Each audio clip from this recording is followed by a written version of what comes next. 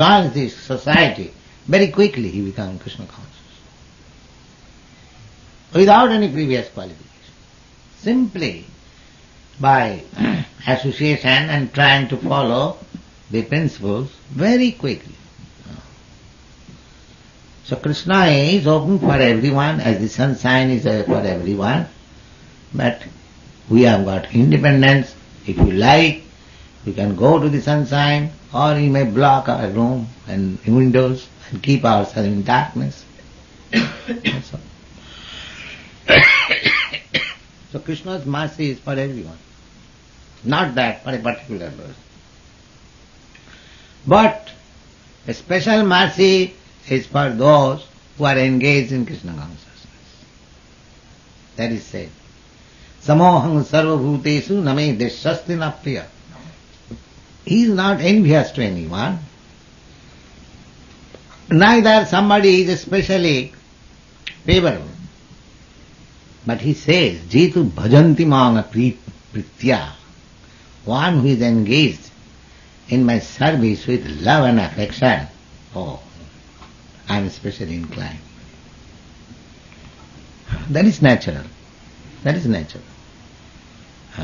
The father loves the child loves the father. Many child playing in the street, if there is some accident, and if the father goes and protects his own child, particularly, neglecting other children, that is not his fault. That is natural. Similarly, one who is engaged in Krishna's service with faith and love, for him a special attention, and that is not partiality. That is not partiality. But that special favor is there.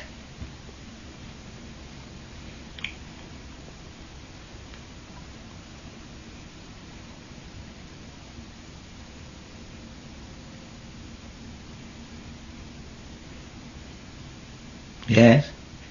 Suppose someone is firmly convinced that Krishna consciousness is the only thing that will save him, but yet he still has inclinations toward material activity. Will Krishna force him, in this case, to become completely surrendered? Yes.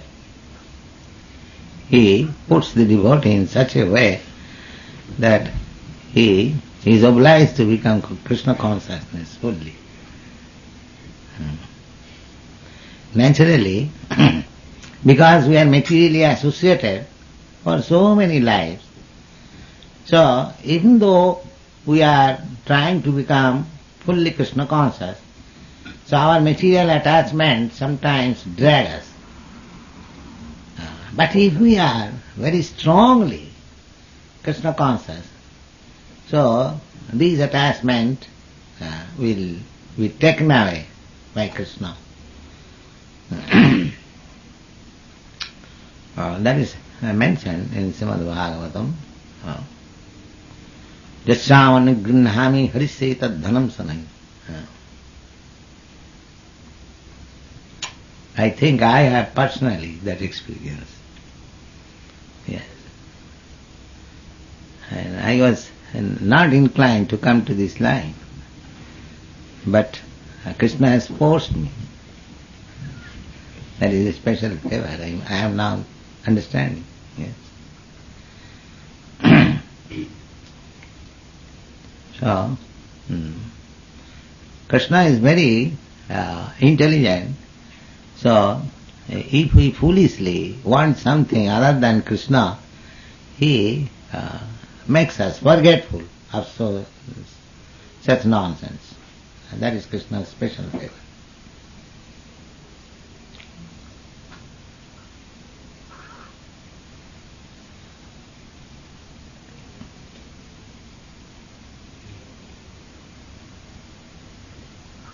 How many brahmachari channel his sex desire in serving Krishna, that energy that he can't control, which is going into his sexual desires? How many channel that into using that energy for Krishna? Sex desire is not unnatural, but you can utilize your sex desire for Krishna's service. you can produce Krishna conscious children.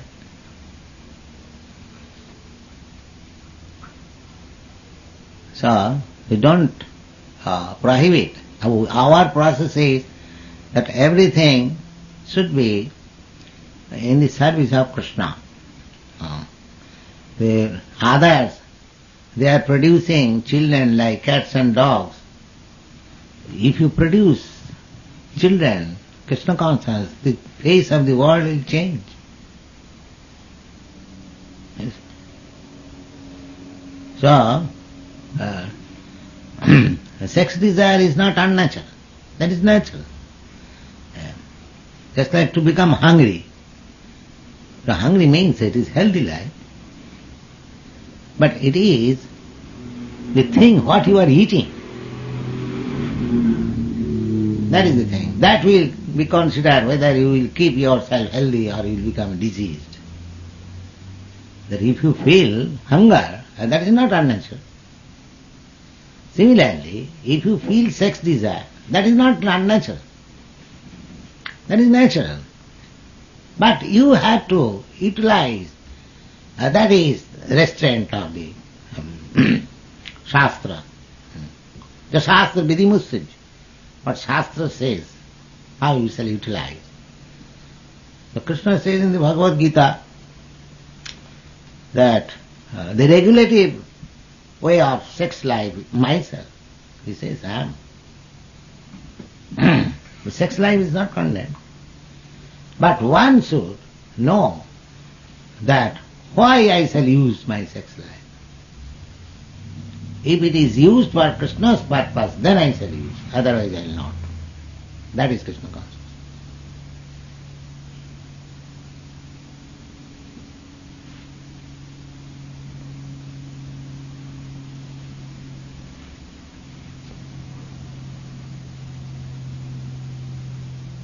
Just like Vasudeva and Devaki, in their previous life, Satarupa and other name I just forget, the husband and wife, after marriage, they began to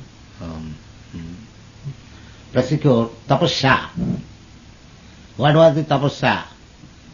That if we can get Krishna as our child, then we will have sex life, otherwise not. Otherwise will go on tapasya. So, when for many thousands of years they underwent tapasya, Krishna came, what do you want? And they said that I want a child like you. Then we can have our marital life, otherwise we shall go on tapasya. So, alright, but there is no proxy of me, then I shall become your child. Then they agreed to become father and mother. Pitana sasya, jananina sasya. The Bhagavad says one should not become a father, one should not become a mother, one should not become a spiritual master, and one should not become a friend, one should not become a husband. There are so many lists. Who? One who cannot deliver. He is dependent from the impending clutches of death. You see? Namo chayedja samupeta mrityum. This life and death, perpetual change of body, this is going on. 8,400,000 of species of life. And people are suffering. The living entities are engaged in suffering.